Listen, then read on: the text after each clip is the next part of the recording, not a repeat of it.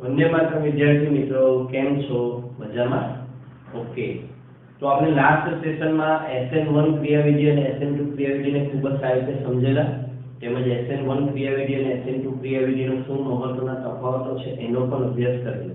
Okay મિત્રો, હજુ આમ જોવા જઈએ તેની પછી MCQ નો અભ્યાસ કરવામાં આવતો હોય છે, પણ આપણે હજુ કેટલીક બાબતો ટેક્સ્ટ બુકમાં નથી આપી એવી બાકી છે, જેનો અભ્યાસ પહેલા આજે કરી લઈએ, ત્યાર પછી આપણે SN1 અને SN2 ક્રિયાવિધિના MCQ ની પણ પ્રેક્ટિસ કરીશું। ઓકે, તો અહીંયા એક મુદ્દો આપણે લઈએ છે SN પ્રક્રિયાને અસર કરતા પરિબળો। મિત્રો આ જે મુદ્દો છે આપણે ટેક્સ્ટ બુકમાં નથી આપેલો, બરાબર। થોડું ઘણું એના જે પરિબળો છે એમાંથી બે ચાર પરિબળો કુલ છે, એમાંથી બે પરિબળો છે એની આડકતરી રીતે ચોપડીમાં ચર્ચા છે, પણ બાકીના બે પરિબળોની ચર્ચા ચોપડીમાં નથી, એટલે એની ચર્ચા કરવી જ પડે, પછી જ આપણે SN1 અને SN2 ક્રિયાવિધિના MCQ ને વધુ સારી રીતે સોલ્વ કરી શકીએ।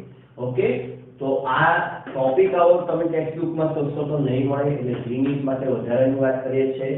SN પ્રક્રિયાને અસર કરતા પરિબળો ચાર પરિબળો મુખ્ય છે: આલ્કાઇલ હેલાઇડનો પ્રકાર, કેન્દ્રાનુરાગિતા ન્યુક્લિયોફિલિસિટી, બરાબર। ત્યાર પછી છે અવશિષ્ટ સમૂહનો સ્વભાવ, અવશિષ્ટ સમૂહ એટલે દૂર થનાર સમૂહ, નેચર ઓફ લિવિંગ ગ્રુપ અને દ્રાવક અસર। મિત્રો એમાંથી આલ્કાઇલ હેલાઇડનો પ્રકાર અને દ્રાવક અસર આ બંને SN1 અને SN2 ક્રિયાવિધિમાં શું અસર કરે છે આપણે ઓલરેડી ભણી ચૂક્યા છે, બરાબર। તે છતાં આપણે ડિટેલમાં હજુની ચર્ચા થોડી કરીશું, પણ પહેલા બે મહત્વના ટોપિક જે છે એની ચર્ચા કરી લઈએ છે, કેન્દ્રાનુરાગિતા અને બીજો છે અવશિષ્ટ સમૂહનો સ્વભાવ। એટલે આજે આપણે સૌપ્રથમ કોન્સન્ટ્રેટ કરીએ કેન્દ્રાનુરાગિતા પર। એની પર મિત્રો કેન્દ્રાનુરાગિતા ન્યુક્લિયોફિલિસિટી। ઓકે, તો કેન્દ્રાનુરાગી ઘટક અથવા કેન્દ્રાનુરાગી કોને કહેવાય? તો જે ઘટક તેની પાસે રહેલી લોન પેરનું સરળતાથી દાન કરે અને સિગ્મા બંધ બનાવી શકે, જેની તેનું દાન કર્યું છે એની સાથે સિગ્મા બંધ બનાવી શકે, એને કેન્દ્રાનુરાગી ઘટક કહે છે। કેન્દ્રાનુરાગી ઘટક કોને કહેવાય? લોન પેરનું સરળતાથી દાન કરે અને સિગ્મા બંધ બનાવી શકે। ઓકે, કેન્દ્રાનુરાગિતા શબ્દ પણ મહત્વનો છે, આપણે કેન્દ્રાનુરાગિતાનો વધારે અભ્યાસ કરવાનો છે। તો કેન્દ્રાનુરાગિતા એટલે શું? તો કે કેન્દ્રાનુરાગી ઘટકની લોન પેર આપવાની સરળતા, કેન્દ્રાનુરાગી ઘટકની લોન પેર આપવાની સરળતાને શું કહેવામાં આવે છે? કેન્દ્રાનુરાગિતા। ઓકે, હવે કી કોન્સેપ્ટ એક લખ્યો છે, આપણે કેન્દ્રાનુરાગિતાના વલણોને બધું જોવું છે 5-6 જાતના, પણ મેઇન બાબત કદાચ સમય જતા એ વલણો મગજમાંથી નીકળી જાય કે આ બધું થાય, તો કઈ એક બાબત યાદ રહેવાથી આપણે આ ટોપિકને બરાબર સમજી શકીએ, તો એ છે જેટલી સરળતાથી લોન પેર આપી શકે તેટલી કેન્દ્રાનુરાગિતા વધારે। કેન્દ્રાનુરાગી પ્રક્રિયા કે ઘટક જેટલી સરળતાથી બીજાને લોન પેર આપી શકે તેટલી કેન્દ્રાનુરાગિતા એની કેવી છે? વધારે। ઓકે, આને આધારે આપણે એના કેટલાક વલણોની ચર્ચા કરી। તો પહેલું છે મિત્રો તટસ્થ અણુકરતા કહેવાથી બનેલો ઋણાયન વધુ કેન્દ્રાનુરાગિતા દર્શાવે છે। દાખલા તરીકે H2O અને OH H2O માંથી બનેલો ઋણાયન છે OH આ બેમાંથી કોણ વધારે સરળતાથી ઇલેક્ટ્રોન યુગ્મ આપી શકે? H2O માંથી પણ અમુક પાસેથી ઇલેક્ટ્રોન યુગ્મ આપવાનો છે અને OH માંથી પણ આપવાનો છે, બરાબર। પણ તટસ્થ અણુકરતા તેમાંથી બનેલો ઋણાયન વધુ સરળતાથી લોન પેર આપી શકે, એટલે H2O કરતા OH ની કેન્દ્રાનુરાગિતા વધારે, H2S કરતા એમાંથી બનેલો ઋણાયન HS ની કેન્દ્રાનુરાગિતા વધારે। એ જ રીતે આલ્કોહોલ અને OH ની વાત કરીએ તો આલ્કોહોલ કરતા તેમાંથી બનેલો OH ની કેન્દ્રાનુરાગિતા વધારે, NH3 કરતા NH2 ની કેન્દ્રાનુરાગિતા વધારે। ઓકે, એ તો ઈઝી વસ્તુ છે। હવે મિત્રો વાત કરીએ આવર્તમાં। આવર્તમાં ડાબીથી જમણી તરફ જતા જેમ વિદ્યુત ઋણતા વધે તેમ કેન્દ્રાનુરાગિતા ઘટે। જેમ વિદ્યુત ઋણતા વધે તેમ કેન્દ્રાનુરાગિતા ઘટે। તો આવું શા માટે વિદ્યુત ઋણતા વધે કેન્દ્રાનુરાગિતા ઘટે? ઈઝી છે। આવર્તમાં ડાબીથી જમણી તરફ C કરતા N, N કરતા O, O કરતા F તરફ જઈએ તો વિદ્યુત ઋણતા શું છે? વિદ્યુત ઋણતા ઇલેક્ટ્રોન આકર્ષવાની વૃત્તિ છે। વિદ્યુત ઋણતા શું છે? ઇલેક્ટ્રોન આકર્ષવાની વૃત્તિ છે, બરાબર। તો જેટલી વિદ્યુત ઋણતા વધશે એટલી લોન પેર પરનું આકર્ષણ વધશે અને એટલું એની ગુમાવવાની સરળતા કેવી થઈ જાય? ઓછી થઈ જાય। એટલે મિત્રો વિદ્યુત ઋણતા વધે એટલે લોન પેર ગુમાવવાની વૃત્તિ ઓછી થઈ જાય। ઓકે, હવે ઋણ આયન માટે કેન્દ્રાનુરાગિતાની વાત કરીએ તો અહીંયા ક્રમ છે ને સમજીએ। CH3- greater than NH2- greater than OH- greater than F-। શા માટે આવો ક્રમ મળ્યો આપણને? વિચારો। વિદ્યુત ઋણતાની વાત કરીએ તો carbon, nitrogen, oxygen, chlorine, carbon, nitrogen, oxygen, chlorine. વિદ્યુત ઋણતાનો ક્રમ, વિદ્યુત ઋણતાની વાત કરીએ તો વિદ્યુત ઋણતા વધતી જાય છે, બરાબર, વિદ્યુત ઋણતા વધે છે આ બાજુ. માટે કેન્દ્રાનુગામિતાની વાત કરીએ તો એ આ બાજુ એનાથી કેવી દિશામાં વધશે? આગળ, વિદ્યુત ઋણતા કરતા ઊંધું. એટલે F માઇનસ ની ઇલેક્ટ્રોન આકર્ષવાની વૃત્તિ ફ્લોરીનની બહુ વધારે છે, બરાબર. એટલે F માઇનસ આયન જે છે એની કેન્દ્રાનુગામિતા છે બહુ ઓછી છે. ઓકે, તટસ્થ અણુઓ માટેની વાત કરીએ, કમ્પેરિઝન કરીએ NH3 અને H2O. કોણ સરળતાથી લોન પેર આપી શકે? NH3 કે H2O? તો નાઇટ્રોજનનો સરળતાથી આપી શકે, કારણ કે એની વિદ્યુત ઋણતા ઓછી છે. વિદ્યુત ઋણતા ઓછી માટે કેન્દ્રાનુગામિતા વધારે. ઓકે, R3P R2S, ફોસ્ફરસ અને સલ્ફર. ફોસ્ફરસ કરતા સલ્ફરની વિદ્યુત ઋણતા વધારે, બરાબર. એટલે સલ્ફરની ઇલેક્ટ્રોન લોન પેર આપવાની વૃત્તિ ઓછી થઈ જાય. એટલે R3P greater than R2S. Okay, આ થિયરિટિકલ સમજાય. MCQ માટે આપણે ઝડપથી સોલ્વ કરવા માટે સમજવું તો કેન્દ્રાનુગામિતા ચલે છે બેઝિકતા.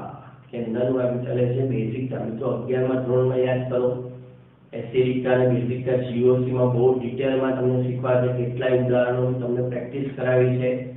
તો અહીંયા આ ટોપિકને વધારે સારી રીતે જો તમારે એકદમ સારી રીતે કવર કરવો હોય તો તમે 11મા ધોરણમાં જે નોટ લખાવી છે GOC ની, એમાં એને ખોલો અને એસિડિકતા અને બેઝિકતાને બરાબર એકવાર એના ઉદાહરણોને જોઈ જાઓ.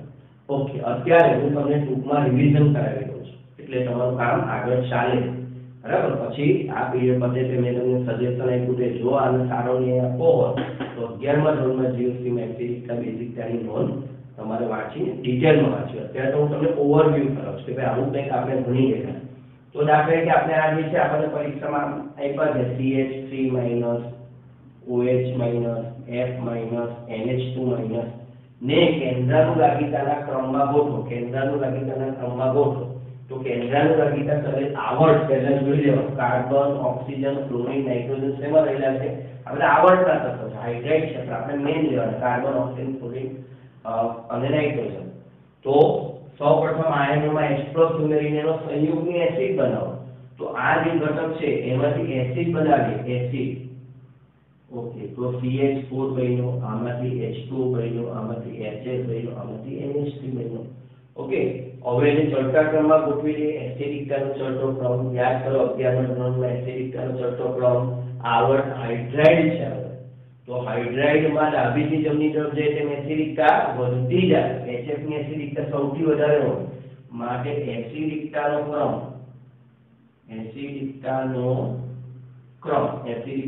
આપણને મળ્યો CH4 કરતા ક્રમમાં ગોઠવે તો CH4 કરતા NH3, NH3 કરતા H2O અને H2O કરતા HF ની એસિડિકતા વધારે.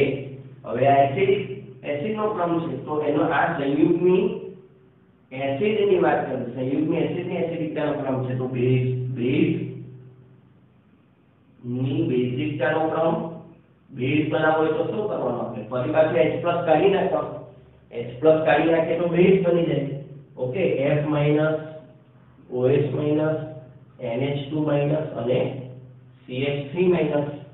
અને બેઝિકતાનો ક્રમ કેવો થઈ જાય? એસિડિકતા કરતા ઉલટો, એટલે CH3 માઇનસ, NH2 માઇનસ. એટલે બેઝની બેઝિકતા મળી ગઈ અને કેન્દ્રાનુગામિતા ચલે છે બેઝિકતા. એટલે આ જ ક્રમ આપણને શેનો મળી ગયો? કેન્દ્રાનુગામિતા. એટલે મિત્રો કેન્દ્રાનુગામિતા કોઈ અત્યારે આવર્તમાં હોય તો નવી વસ્તુ નથી. આવર્તમાં રહેલા તત્વો માટે તમારે બેઝિકતાનો ક્રમ શોધવાનું છે. ને એમ કીધું 11મા ધોરણમાં આપણે એની લોટ્સ ઓફ પ્રેક્ટિસ કરાવી છે અને મેં તમને ખૂબ યાદ પણ દેવાય છે. આવા બીજા ઘણા બધા પ્રશ્નો તમને ત્યાં આપેલા છે, ઘણા બધા ઉદાહરણો ત્યાં આપેલા છે. જો ઓકે, તો શું હિન્ટમાં આપણે શું કર્યું એને જોઈએ. સૌપ્રથમ આયનોમાં તમને જો આયનો આપ્યા હોય તો H+ ઉમેરીને શું બનાવી દો? એના સંયુગ્મી એસિડ બનાવી દો.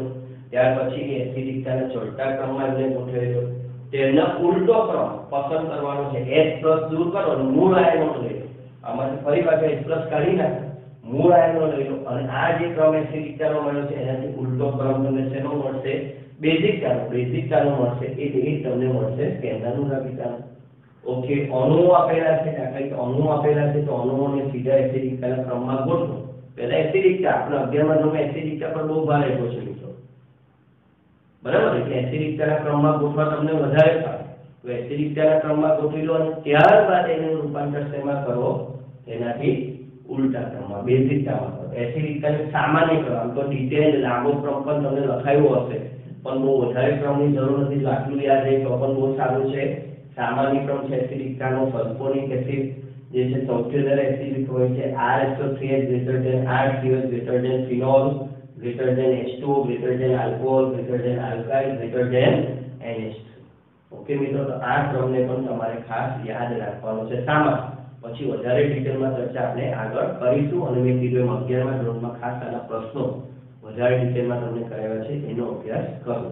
ઓકે, લખી લો આટલું.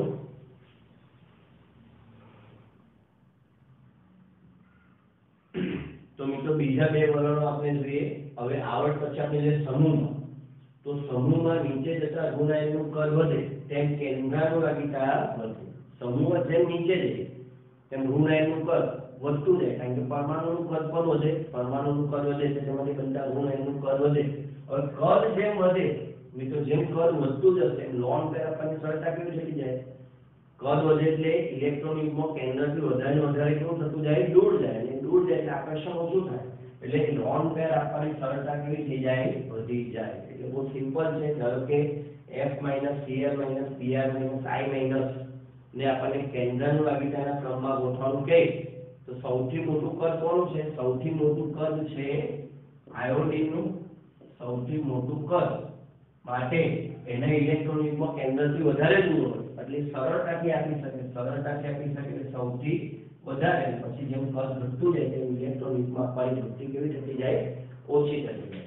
એટલે એમસીક્યુ સોલ્વ કરવા માટે આપણે એવું લખી શકીએ કે સમૂહમાં કેન્દ્રાનુરાગિતા ચલે છે 1 બેઝિકતા, અથવા એમ કહી શકાય કે કેન્દ્રાનુરાગિતા ચલે છે એસિડિકતા. એસિડિકતાનો જે ક્રમ હોય એ જ આયનોનો ક્રમ કેન્દ્રાનુરાગિતાનો હોય.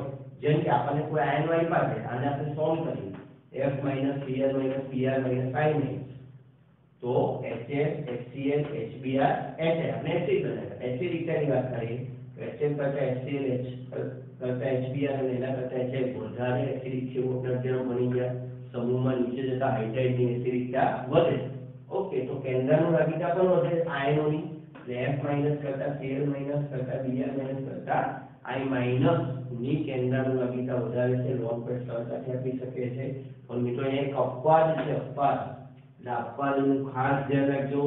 ધ્રુવીય પ્રોટીક દ્રાવક માટે આ ક્રમ સાચો છે. F- કરતા Cl - કરતા Br - કરતા I- વધારે કેન્દ્રાનુરાગી. પણ ધ્રુવીય અપ્રોટીક દ્રાવક આવી ગયા, DMSO એસિટોન, DMSO આવું આવી ગયું તો ઊંધું. તો F- greater than Cl - greater than Br - greater than I-. તો આ બાબતને ખાસ ધ્યાનમાં રાખજો મિત્રો. જો કે મોટા ભાગના સામાન્ય પ્રશ્ન હશે તો ધ્રુવીય પ્રોટીક દ્રાવક માટે જ હશે, પણ ક્યારેક બહુ હાઈ લેવલનો ક્વેશ્ચન પૂછો હશે તો જ પ્રોટીક દ્રાવકને આમાં લેશે. પણ ધ્યાન રાખવું પ્રોપર છે, ખાસ આ ધ્યાન રાખવું. ઓકે, સમાન દાતા પરમાણુ ધરાવતા કેન્દ્રાનુરાગી પ્રક્રિયકો હોય તો એના માટેનો નિયમ છે કેન્દ્રાનુરાગિતા ચલે છે અગેન બેઝિકતાના આધારે. ચાલો ઉદાહરણ જોઈએ. CH3O - OH - CH3CO - H2 ને કેન્દ્રાનુરાગિતાના ક્રમમાં ગોઠવવા છે. બધામાંથી ઓક્સિજન પરમાણુ પાસેથી ઇલેક્ટ્રોન યુગ્મ જાણવા મળવાનું છે. તો પહેલો નિયમ તો આપણે જાણીએ છીએ કે ભાઈ જે તટસ્થ અણુ છે એના કરતા ઋણ આયનોની બેઝિકતા વધારે હોય, એટલે આ જે ક્રમ છે એની બેઝિકતા તો H2O કરતા વધારે જ હશે. તો આ ક્રમને પહેલા ક્રમમાં ગોઠવી દઈએ. ઓકે, તો એને ક્રમમાં ગોઠવવા માટે આગળ કીધું પ્રમાણે દરેકનો પહેલા એસિડ બનાવી લો. CH3OH આમાં H+ ઉમેરી દો, H2O આમાંથી બને CH3COH. એસિડિકતાનો ક્રમ હમણાં લખેલો આપણે કીધું સૌથી વધારે કોણ, તો કે કાર્બોક્સિલિક એસિડ પ્રબળ, એના કરતા H2O, એના કરતા આલ્કોહોલ. ઓકે, હવે એનો ઊંધો ક્રમ આયનો માટે લઈ લો. CH3O- greater than OH - greater than CH3CO- આ બેઝિકતાનો ક્રમ બન્યો. જે બેઝિકતાનો ક્રમ બન્યો માટે કેન્દ્રાનુરાગિતા બંને કેવા થઈ ગયા, સેમ. ઓકે, CH3CO- અને બેઝિકતા આની વધારે છે, પાણીની ઓછી છે, ગ્રેટર ધેન H2 પણ તટસ્થ અણુની બેઝિક આપણે નિયમ નંબર 1 ભણેલા, તટસ્થ અણુ કરતા ઋણ આયનોની કેન્દ્રાનુરાગીતા વધારે હોય એટલે H2O સૌથી છેલ્લે આવશે. ઓકે મિત્રો, ચાલો આટલું લખી લો, પછી આગળ વધીએ.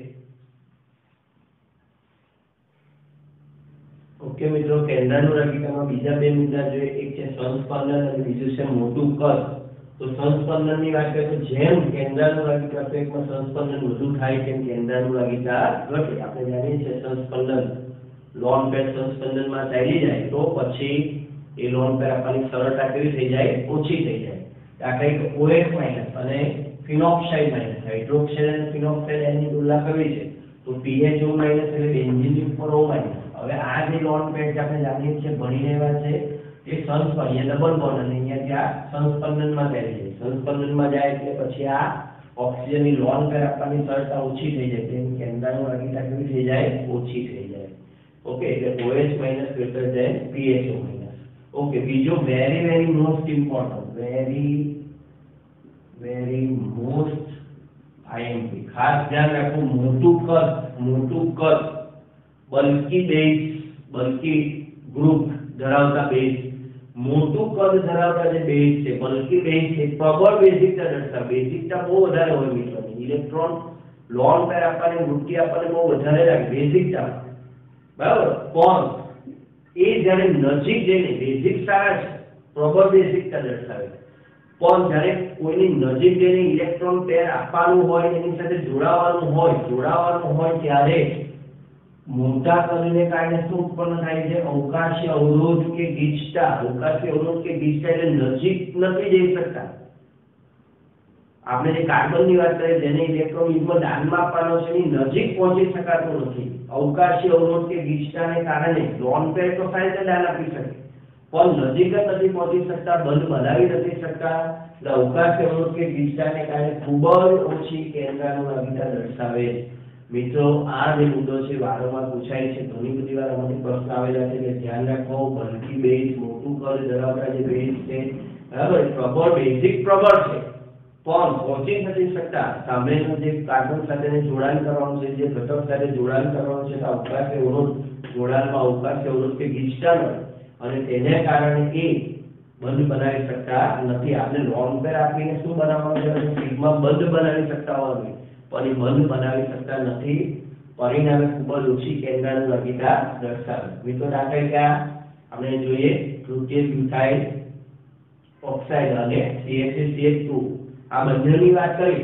હવે આ કોઈ કાર્બન નજીક પહોંચવાનો છે તો આમાંથી કોણ વધારે નજીક કાર્બનની નજીક પહોંચી જશે? તો કે આ જે CH3 CH2O માઈનસ છે નજીક સારી રીતે પહોંચી શકશે, પણ આને જ્યારે પહોંચવાનું હશે તો એના જે સમૂહો હશે, બરાબર, તે તાસો ઉત્પન્ન કરશે, અવકાશીય અવરોધ ઉત્પન્ન કરશે. અવકાશીય અવરોધને કારણે આની કેન્દ્રાનુરાગીતા કેવી થઈ જાય? ઓછી. કેન્દ્રાનુરાગીતાનો ક્રમ છે મિત્રો, ધ્યાન રાખજો. શું?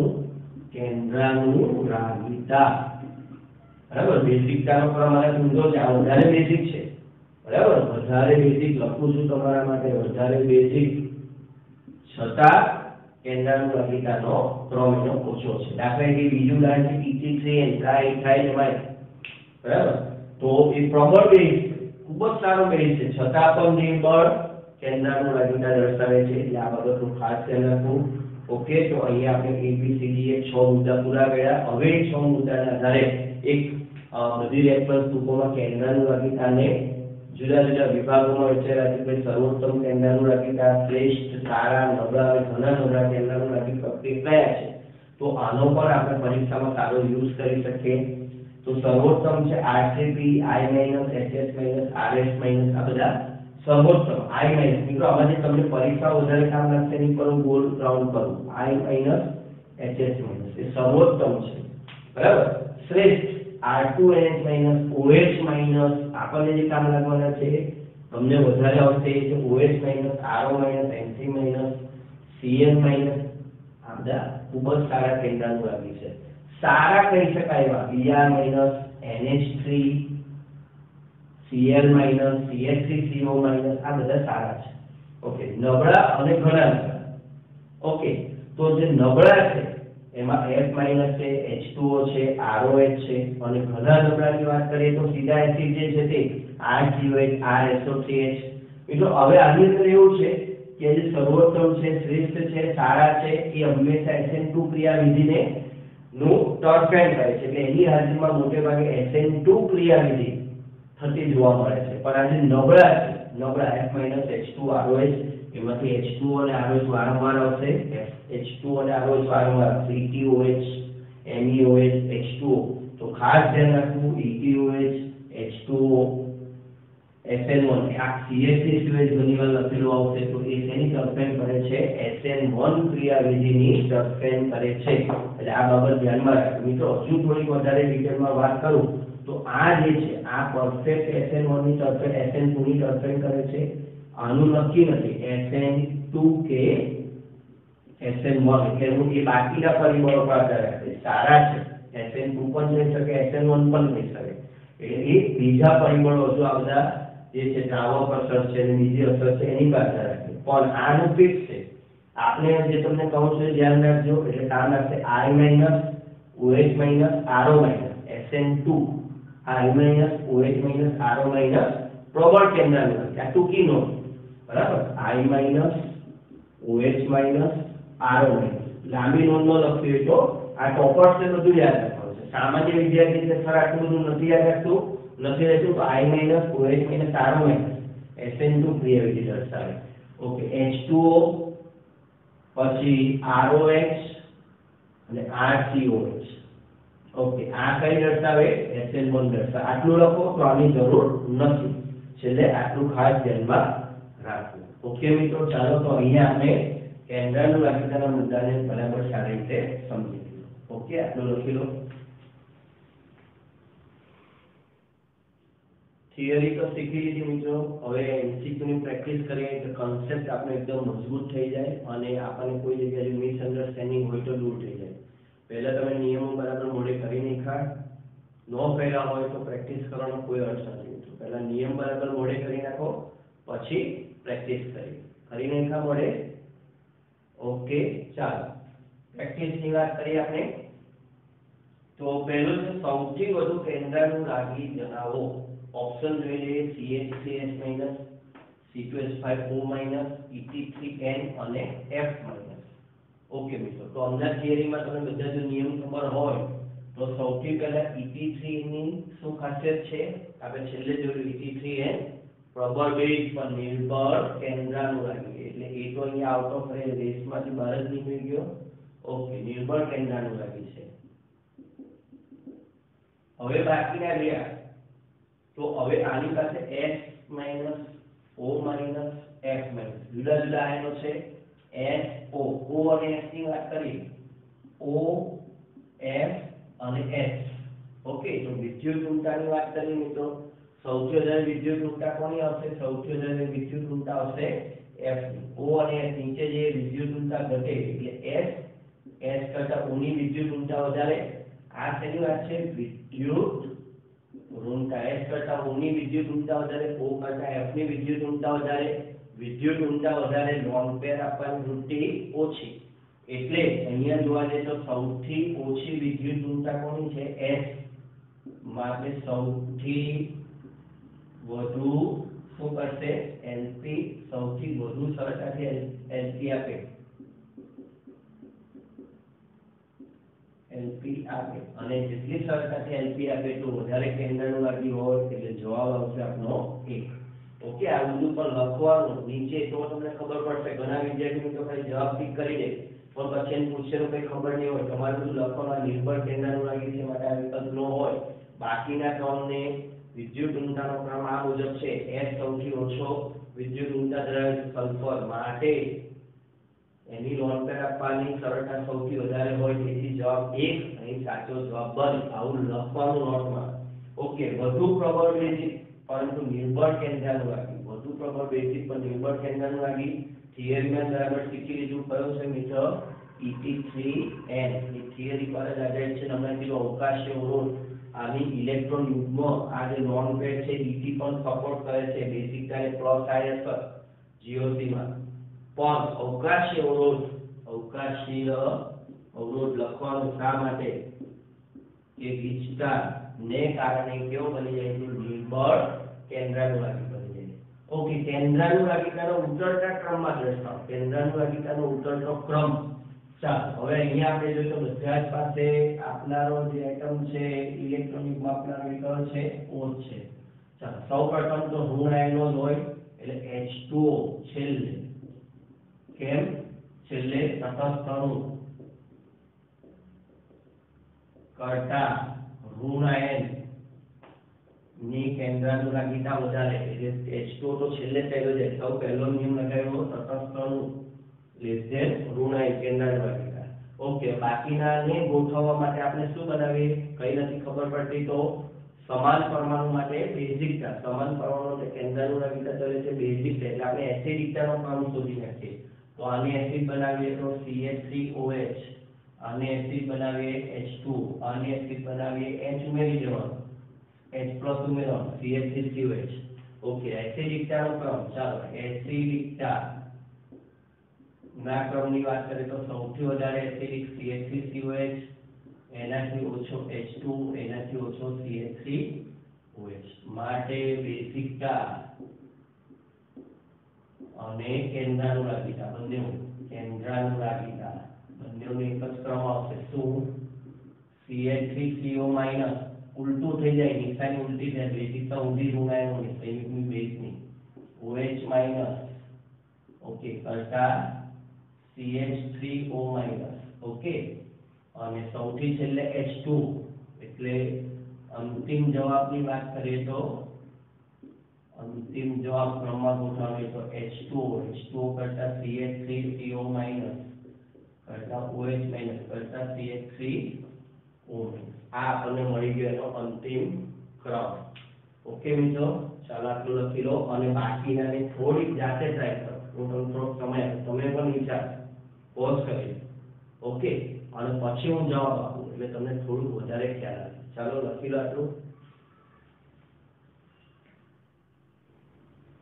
ઓકે મિત્રો કરી લીધા સોલ્વ ઓકે ચાલો જોઈએ હવે તમારા જવાબ સાચા પડે છે કે નહીં સૌથી વધુ કેન્દ્રાનુરાગી જણાવો CH3O- C6H5O- CH3CHO- CH3CO okay મિત્રો આ બેની વાત કરીએ તો કદ વધુ આમાં પણ કદ વધુ બલ્કી બેઝ મોટું કદ ધરાવે છે એટલે સૌથી વધુ કેન્દ્રાનુરાગીની રેસમાંથી આ બે તો બહાર જ નીકળી જાય ઓકે હવે આ બેની વાત કરીએ CH3O- અને C6H5O- પણ આ બેન્ઝીન છે અમને જ આપણે કીધેલું બેન્ઝીન એટલે કઈ અસર આવે એની અંદર કઈ અસર આવે સંસ્પંદન ઓકે સંસ્પંદન કેન્દ્રાનુરાગીતા ઘટાડી દે એટલે આનું સંસ્પંદન માટે કેન્દ્રાનુરાગીતા ઓછી આ કદ વધુ છે એટલે કેન્દ્રાનુરાગીતા ઓછી તો જવાબ આવ્યો તમારો CH3O-. ઓકે કેન્દ્રાનુરાગીતાના ઉતરતા ક્રમમાં ગોઠવો ફરીથી ક્રમમાં બીજો ક્રમમાં ગોઠવવાની ખાસ પ્રેક્ટિસ કરવાની એનાથી જ આપણને વધારે થાય છે થિયરી ખબર પડે ઓકે ફરી પાછું અહીંયા શું કરવું પડશે બધાને બધા અહીંયા O- છે O- છે એક જગ્યાએ N- છે અને બાકીનો CH3OSO3- એટલે સલ્ફોનિક એસિડ છે ઓકે બધાને એસિડ બનાવી અને પછી એનાથી ઉલટો બેઝિકતાનો ક્રમ લઈએ તો આનો એસિડ બનશે CH3COH આનો બનશે CH3OH આનો બનશે HCl આનો બનશે CH3SO3H ઓકે હવે આપણે જાણીએ છે સૌથી પ્રબળ એસિડ કયા તો કે SO3H એટલે અહીંયા એસિડિકતાના ક્રમની વાત કરું એસિડિકતા તો શું મળશે આપણને CH3 જે છે એમાં SO3H એનાથી ઓછી એસિડ એટલે CH કાર્બોક્સિલિક એસિડ CH3OH એનાથી ઓછા HCl એનાથી ઓછા CH3OH કે આ ક્રમ મળે આપણને એસિડિકતા તો આનાથી ઊંધો ક્રમ મળે બેઝિકતા માટે અહીંયા લખો માટે કેન્દ્રાનુરાગીતા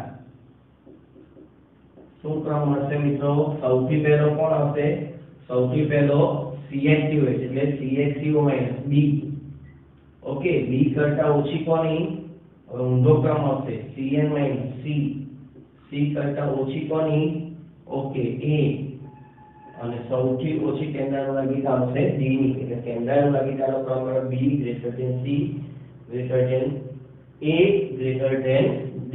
D સૌથી ઓછું કેન્દ્રાનુરાગી છે. ઓકે, હવે ફાઇનલી કેન્દ્રાનુરાગિતાના ઉતરતા ક્રમમાં ગોઠવો. હવે મિત્રો બેન્ઝીન માં વ્યુત્પન્ન હોય એટલે +M અસર +H અસર -I અસર યાદ કરો. એ બધા પ્રશ્નો ઘણા બધા આપણે એસિડિકતા બેઝિકતામાં કરાવ્યા છે. અહીંયા તમને યાદ આવી જાય એના માટે આપણે પુનરાવર્તન કરાવીએ.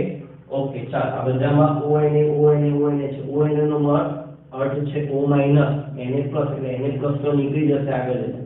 O- રહેશે એટલે ઋણ આયન છે આપણી પાસે એમ કહેવાય. હવે બધાની અસર CH3 ની આપણે કઈ અસર લઈએ છીએ? +H અસર. OCH3 ની આપણે કઈ અસર લઈએ છીએ? +M- I.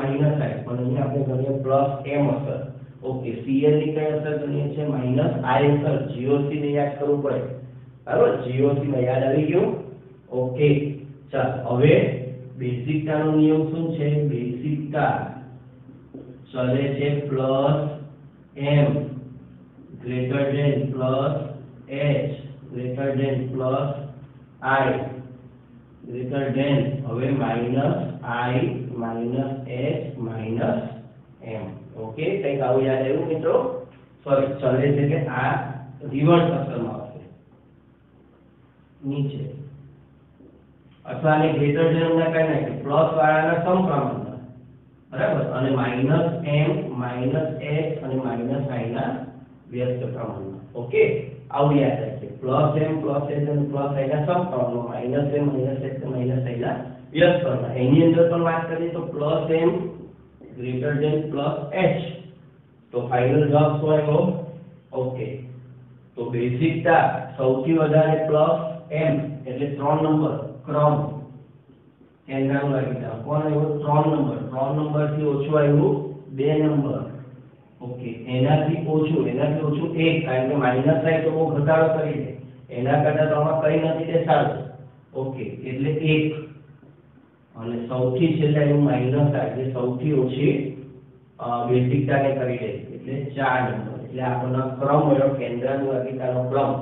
બેઝિકતાનો ક્રમ મળ્યો એ કેન્દ્રાનુરાગિતાનો ક્રમ છે +M ગ્રેટર ધેન, અહીંયા લખવું તો ગ્રેટર ધેન આપો એ પણ સારું. ઓકે, પણ આની અંદર ઊંધું થઈ જશે નીચે -I વાળી વધારે. ઓકે, તો એના પરથી આપણે ક્રમ મેળવો. મિત્રો અહીંયા ઘણા બધા પ્રશ્નો હજુ કરાવી શકાય, પણ આપણે પાછળની લંબાઈ અને સમયને ધ્યાનમાં રાખીને અહીંયા આટલું જ કરાવીએ છીએ. પણ તમારે આ ટોપિકને બરાબર પાકો કરવો હોય તો મેં તમને કીધું 11માં GOC માં એસિડિકતાના આવા 10-15 પ્રશ્ન કરાવ્યા છે, બેઝિકતાના તમને 10-15 પ્રશ્નો કરાવ્યા છે, તો એને જોઈ લેજો એટલે અહીંયા આવી જાય. આ બધું કેન્દ્રાનુરાગિતા અને બેઝિકતા સાથે જ લેવા છે. ઓકે, ચાલો તો લખી લો આટલું.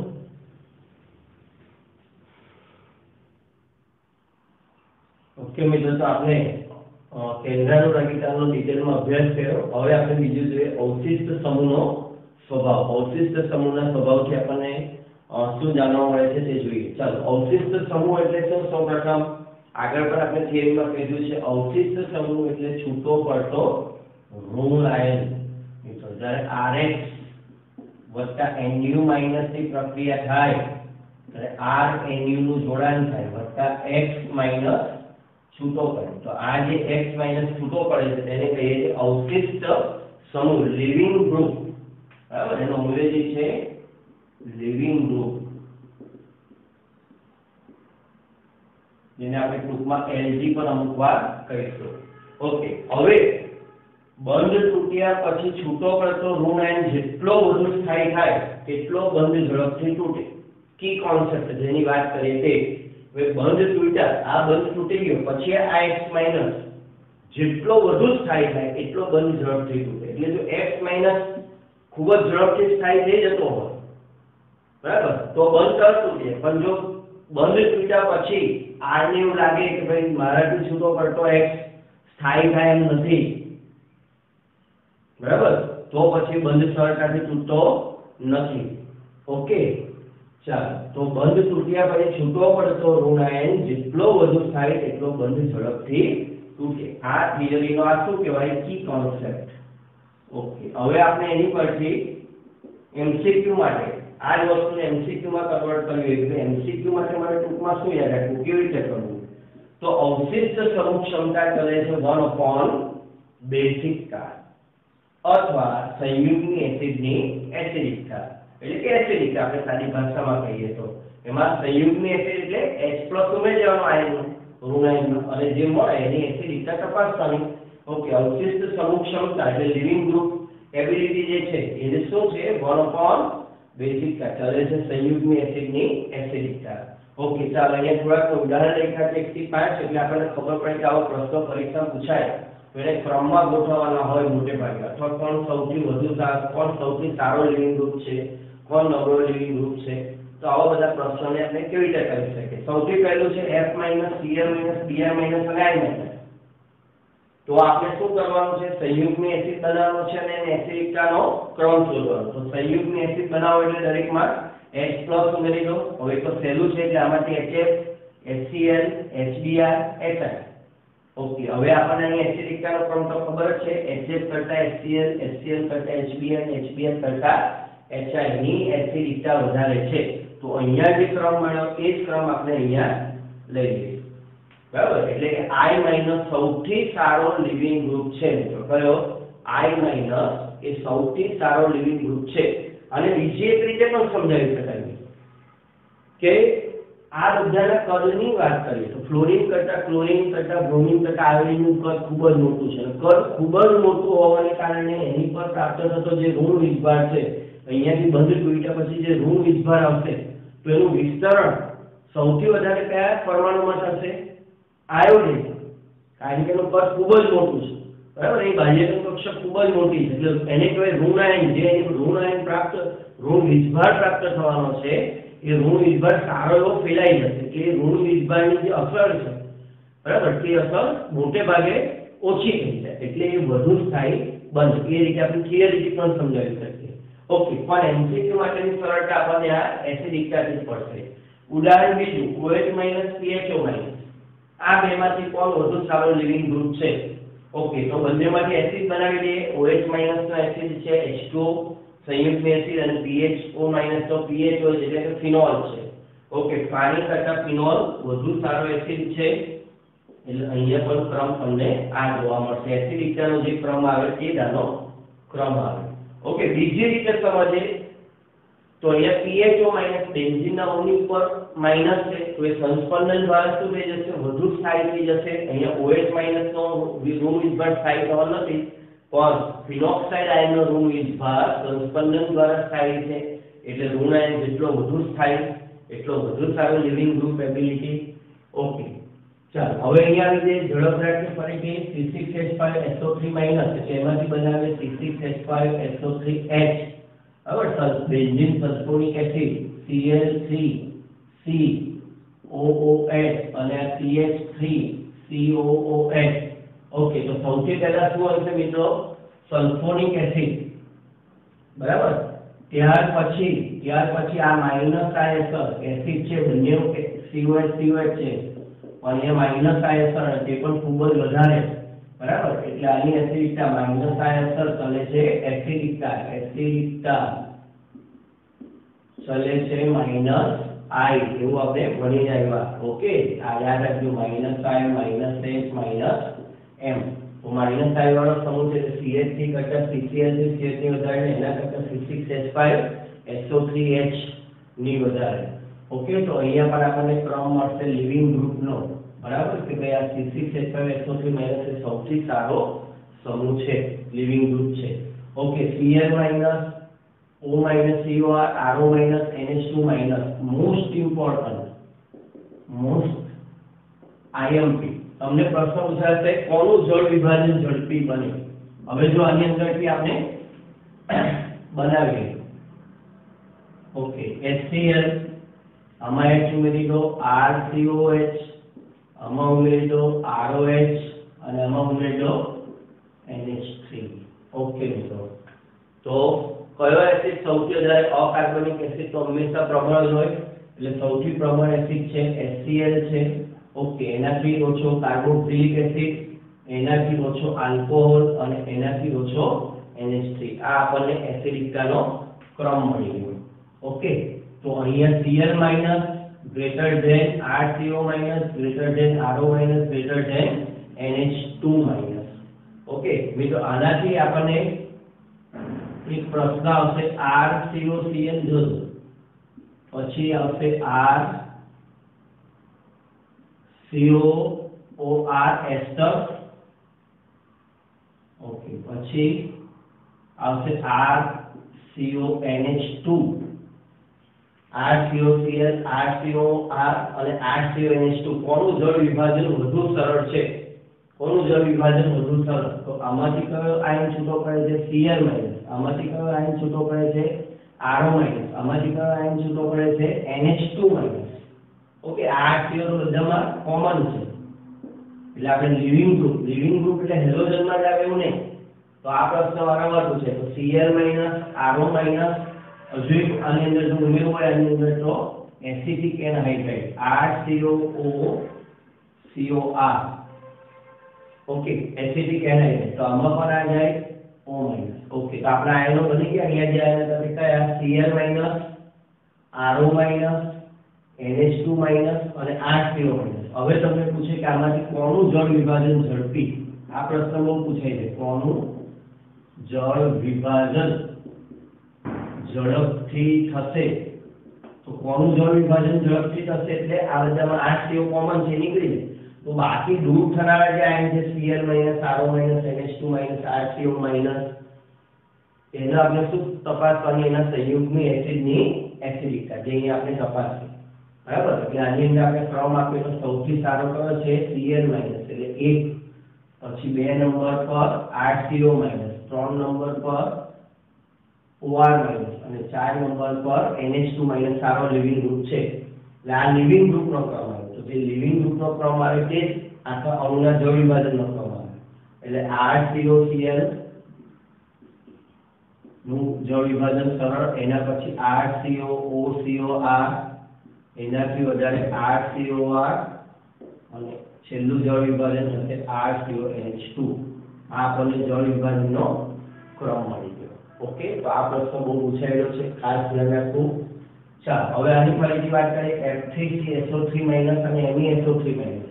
SO3 માઈનસ SO3 માઈનસ તો કોમન છે, Me એટલે CH3. તો અહીંયા CH3 છે, અહીંયા CH3 છે. CH3 એટલે અગેન માઈનસ ISR, પ્રબળ માઈનસ ISR, એટલે આની એસિડિકતા વધારે. ઓકે, માઈનસ ISR એટલે એસિડિકતા વધારે. તો આ જે એસિડિકતાનો ક્રમ છે એ જ કોનો ક્રમ આવ્યો? અવશિષ્ટ સમૂહ ક્ષમતાનો ક્રમ આવ્યો. ઓકે મિત્રો, તો અહીંયા 4-5 આપણે 5 ઉદાહરણ લીધા જેનાથી તમને પરફેક્ટ ખ્યાલ આવે અવશિષ્ટ કેવી રીતે સોલ્વ કરવા. હવે આને લગતી થોડી બીજી વધારાની નોંધ છે, એ પણ લખી લઈએ. તો OTS પેરા ટોલ્યુલ સલ્ફોનેટ, એનું સૂત્ર અહીંયા છે CH3 બેન્ઝીન SO3 માઈનસ, જેને કઈ આ નામ છે પેરા ટોલ્યુલ સલ્ફોનેટ, પણ એની ટૂંકી સંજ્ઞા છે OTS અને એને કહેવાય છે ટોસાઇલેટ આયન. તો આ ધ્યાન રાખજો, નામ થોડું વિચિત્ર છે, ટોસાઇલેટ આયન. તો OTS અને N2+, OTS અને N2+ એ શ્રેષ્ઠ લિવિંગ ગ્રુપ મનાય છે, સૌથી બેસ્ટ લિવિંગ ગ્રુપ માનવામાં આવે. એમાં OTS જે છે એનો આપણે NCERT નો ઉપયોગ બહુ ઓછો છે, ભાગ્ય છે કોઈ જગ્યાએ એને કોઈ સમીકરણ નથી આપ્યું. પણ આ N2+ છે એ એઝો સમૂહ, બરાબર, એઝો સમૂહ કઈ જગ્યાએ આપણે ભણી ગયા? આગળ તમને યાદ હોય તો સેન્ડમેયર પ્રક્રિયા. કઈ? સેન્ડમેયર પ્રક્રિયા. સેન્ડમેયર પ્રક્રિયામાં યાદ આવ્યું તમને? N2Cl બેન્ઝીન ઉપર N2Cl હોય અને પછી એની અંદર શું બની જાય? ક્લોરોબેન્ઝીન બની જાય. તો આ N2 ક્યાં ગયો? એનો અર્થ છે N2+ વત્તા N2. N2 ને દૂર કરવો ખૂબ જ સરળ છે. N2+, જેને એઝો સમૂહ અથવા ડાયઝો સમૂહ કહેવામાં આવે છે, તો શ્રેષ્ઠ લિવિંગ ગ્રુપ છે. ઓકે મિત્રો, આ નોંધ ખાસ ધ્યાન રાખજો. ત્યાર પછી છે OH, એ ખૂબ જ નિર્બળ લિવિંગ ગ્રુપ છે. કોઈ જગ્યાએથી OH ને દૂર કરવું તો બહુ અઘરો સમૂહને કાઢવો હોય તો પણ જો તેમાં H+ ઉમેરી દઈએ તો એમાંથી જે H2O+ બને એ ખૂબ જ સારો લિવિંગ ગ્રુપ છે. મિત્રો ચેપ્ટર નંબર અત્યારે આપણે જે ભણી રહ્યા છે 10 પછી 11, એમાં ROH આલ્કોહોલમાંથી OH સમૂહને કાઢવો છે તો સૌ પ્રથમ H+ વાપરીશું. આપણે આગળ જે બનાવટ હતી આલ્કોહોલમાંથી આ હેલો આલ્કેન બનાવટ, તો તમને ખબર તો પહેલા H પ્લસ ઉમેરીએ એટલે H પ્લસ આમાં ઉમેરાઈ જાય OH અને H2O પ્લસ. હવે આ જે H2O પ્લસ થયું અહીંયા તો આ બેસ્ટ લિવિંગ ગ્રુપ છે. બેસ્ટ લિવિંગ ગ્રુપ ખૂબ જ સરળતાથી છૂટો પડી જાય. ઓકે, અહીંયા તે છૂટો પડી જાય R પ્લસ બને વત્તા H2 કાર્બોકેટાયન બને. અને પછી આપણે કાર્બોકેટાયનની સ્થિરતા માટેના બધા પ્રશ્નોનો પણ અભ્યાસ કરેલો તો આ પણ ખૂબ જ મહત્વનું છે. હવે લિવિંગ ગ્રુપ ક્ષમતા SN1 અને SN2 બંને માટે સમાન છે. એવું નથી કે SN1 માટે આવો નિયમ છે અને SN2 માટે આવો નિયમ છે. લિવિંગ ગ્રુપની જે વાત છે SN1 પ્રક્રિયા હોય કે SN2 પ્રક્રિયા હોય એ બંને માટે કેવી રહી છે? સમાન રહી છે. ઓકે, તો અવશિષ્ટ સમૂહનો સ્વભાવ વિશે આપણે ભણ્યા. અને મિત્રો ટૂંકી નોંધ મોસ્ટ ઇમ્પોર્ટન્ટ. આ કઈ કે છેલ્લે સમય ટાઈમ નથી વાંચવાનો. તો ટૂંકી નોંધ શું? આ બેની તો કેન્દ્રાનુરાગિતા ચલે છે બેઝિકતા. ઓકે, લિવિંગ ગ્રુપ ચલે છે એસિડિકતા. ઓકે, આ બેઝિકતા ખાલી ધ્યાન રાખવાનું સમૂહ સિવાય આટલું ધ્યાન રાખજો તો બહુ થઈ ગયું. છેલ્લે દિવસે આટલું બેઝિક હશે ને તો મિત્રો તમે આરામથી પ્રશ્ન સોલ્વ કરી શકશો. શું? કેન્દ્રાનુરાગિતા ચલે છે બેઝિકતા સમૂહ સિવાય, સમૂહમાં એસિડિકતા, અને લિવિંગ ગ્રુપ ચલે છે એસિડિકતા. ફરીથી કેન્દ્રાનુરાગિતા ચલે છે બેઝિકતા સમૂહ સિવાય અને લિવિંગ ગ્રુપ ચલે છે એસિડિકતા. આટલું પણ જો યાદ રહી ગયું અને GOC નો પાયો તમારો મજબૂત હશે તો તમને આ MCQ બહુ સરળતાથી કરી શકશો. ઓકે, લખી લો આટલું. છેલ્લે આ નોંધ છે એ એકદમ પેજમાં મોટા અક્ષરે લખી લેજો. કદાચ આ બધું વાંચવાનો ટાઈમ ન મળે તો આટલું વાંચી લો તો પણ તમારું કામ થઈ જવું છે. ઓકે, લખી લો મિત્રો. ઓકે મિત્રો, ચાલો તો આપણે કેટલાક પ્રશ્નોની પ્રેક્ટિસ કરી લઈએ. Practice max main perfect. Practice કરીશું તો જ આપણે આ જે કન્સેપ્ટ છે શું કહેવા માંગે છે આપણને થોડો ખ્યાલ આવશે. ઓકે, તો સૌપ્રથમ મેં અહીંયા 5 અને 6 MCQ આપેલા છે. મિત્રો 5 અને 6 ને હું સમજાવીશ. બાકીના 4 ને તમે પોઝ કરો અને પહેલા તમે જાતે ટ્રાય કરો કે શું જવાબ આવે. ઓકે, અને ત્યાર પછી હું તમને કહીશ કે ભાઈ એમાં શું સાચો જવાબ આવે. ઓકે, તો પોઝ કરી દો અને 4 ને સોલ્વ કરો પહેલા. ઓકે, પોઝ કરી દીધું. ઓકે, થઈ ગયું તમારી ગણતરી થઈ ગઈ. ઓકે, ચાલો હવે હું ઝડપથી સોલ્વ કરીશ. નીચે પૈકી શેમાં અવશિષ્ટ સમૂહને એટલે લૂપ તમારા સાચા ક્રમમાં ગોઠવેલો છે. ઓકે, સાચો ક્રમ જ્યાં હોય તેને આપણે શોધવાનો છે. એટલે એનો અર્થ કે 3 ક્રમ ખોટો હશે અને એક ક્રમ જ સાચો હશે. તો સૌપ્રથમ દરેકને એસિડિકતામાં કન્વર્ટ કરીએ. તો OH- H2O. આ OH- એ શું છે? બેઝિક છે અને આ તટસ્થ છે. ઓકે, એટલે આ જે ક્રમ છે ખોટો છે. વધારે બેઝિક ક્રમ છે તો વધારે એસિડિક શોધવાનો છે. ઓકે, આની વાત કરીએ. આમાંથી આપણે એસિડ બનાવે તો H2O, આમાંથી H2S. સમૂહમાં નીચે જતા એસિડિકતા વધે. બરાબર, આ એસિડિકતાનો ક્રમ આવે એટલે અહીંયા પણ આ બાબત કેવી છે? ખોટી છે. એટલે આના આ તીર આ બાજુ હોવું જોઈએ. H2S કરતા H2S, H2O કરતા H2S વધારે એસિડિક છે. આપણે અવશિષ્ટ સમૂહને દૂર થવાનો ક્રમ સંયુગ્મી એસિડની એસિડિકતા. તો અહીંયા તો આ વધારે બેઝિક છે. ઓકે, એટલે ક્રમ ખોટો આપ્યો છે. ચાલો અહીંયા વાત કરીએ. આનો એસિડ બનાવીએ તો CH3CO, આ CH3CO અને OH, અને આમાંથી બનાવીએ તો CH3CH2OH. ઓકે, કોણ વધારે એસિડિક છે? આલ્કોહોલ અને કાર્બોક્સિલિક એસિડ. આપણને ખ્યાલ જ છે કાર્બોક્સિલિક એસિડ વધારે એસિડ છે. તો અહીંયા અને અહીંયા બંને મેચ થાય છે. ઓકે, એટલે આપણો જવાબ છે. ઓકે, અહીંયા ચોથું પણ ચેક કરી લઈએ. આનો એસિડ બને HCl, આનો એસિડ બને HI. તો HCl કરતા HI વધારે એસિડિક છે. એટલે આ કેવું છે? ખોટું છે. મેચ થતું નથી. અહીંયા મેચ થતું નથી. બરાબર. ઓકે, ચાલો પ્રશ્ન નંબર 2. સૌથી સારો અવશિષ્ટ સમૂહ જણાવો. સૌથી સારો અવશિષ્ટ સમૂહ.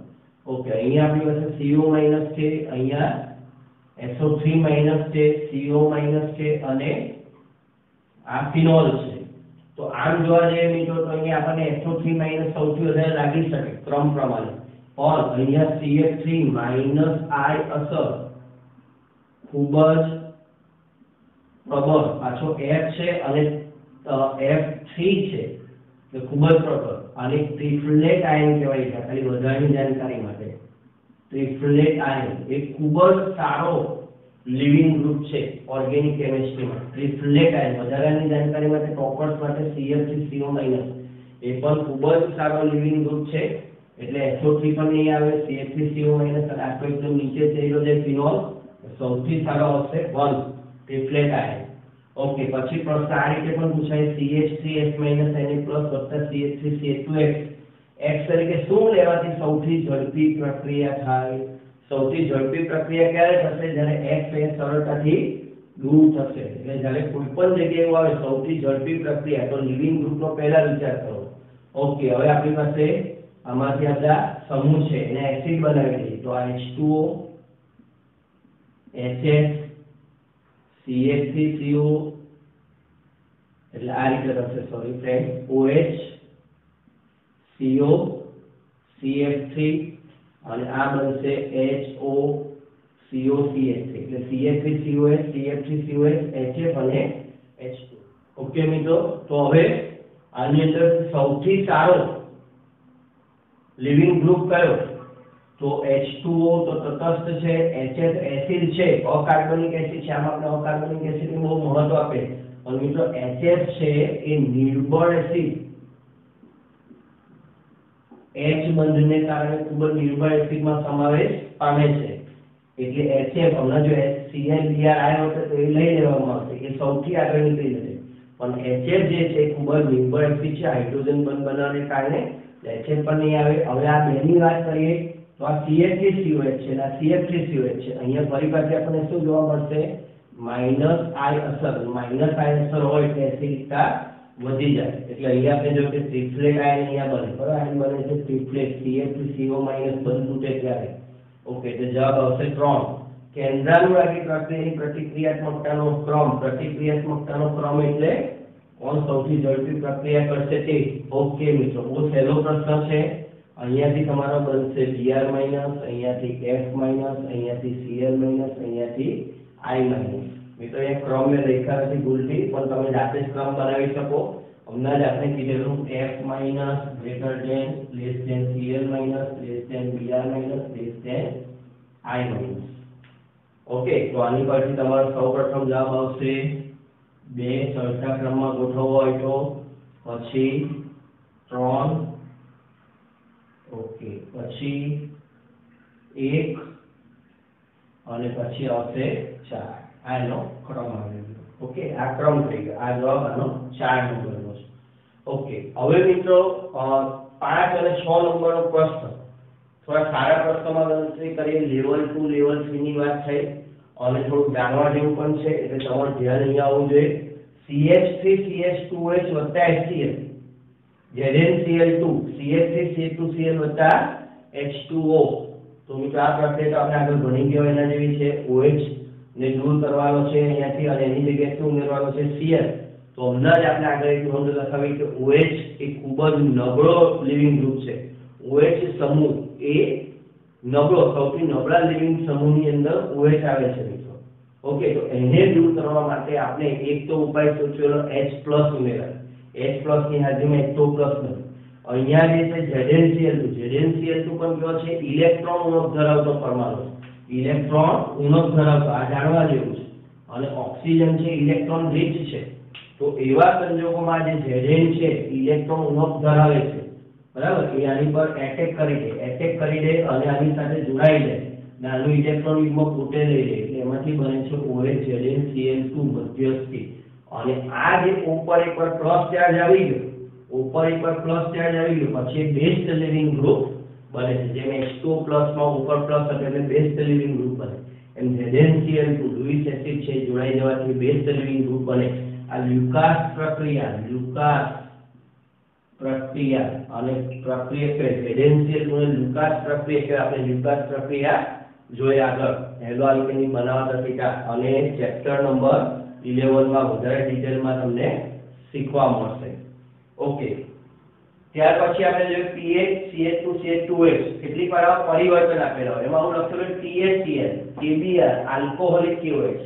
હવે મિત્રો શું થાય, KBr તો આપણને ખબર છે કે ભાઈ OH ની જગ્યાએ Br આવી જાય, આલ્કોહોલિક KOH એટલે ખબર છે બીટા વિલોપન કરી દેવાનું. પણ આ THCl શું? THCl શું? THCl આપણને ક્યારેય ચોપડીમાં કોઈ જગ્યાએ NCERT બુકમાં નથી. તો THCl નું કામ છે આ જે હમણાં કીધું કે OH ને દૂર કરવો મુશ્કેલ છે, એટલે જુદા જુદા ટીકડાઓ લગાવવા પડે, જુદા જુદા એની અંદર કંઈક એવું ઉમેરવું પડે કે જેથી વધારે સારો અવશિષ્ટ સમૂહ બની શકે. તો એક આપણે કીધું H+ ઉમેરવાથી થાય, એક અહીંયા કીધું ZnCl ઉમેરવાથી થાય. હવે એક જોઈએ THCl. આ TH એટલે હમણાં આપણે OTS ની વાત કરીએ તેમ પેરા ટોલ્યુઇન સલ્ફોનેટ, એમાં THCl હોય તો આ જે H છે અને Cl માઈનસ HCl થઈ જાય. ઓકે, અહીંયા A લખું, B અને C. તો A બરાબર શું બને? A બરાબર તમારું થાય PH CH2 CH2 OTS થઈ ગયો. હવે શું થઈ ગયું મિત્રો? OTS. હવે તમે જો આગળ આપણે લખાયેલું OTS એ બેસ્ટ લિવિંગ ગ્રુપ છે. બેસ્ટ લિવિંગ ગ્રુપ છે એટલે હવે એ સરળતાથી OH સરળતાથી દૂર નથી થતો. એટલે જ્યારે પણ આવું THCl લખેલું આવે તો એ THCl માંથી બનાવવાનું OTS. G વાળા માટે ખાસ, G વાળા માટે આ ખાસ, બરાબર, OTS બને. ઓકે, આ A OTS બન્યો.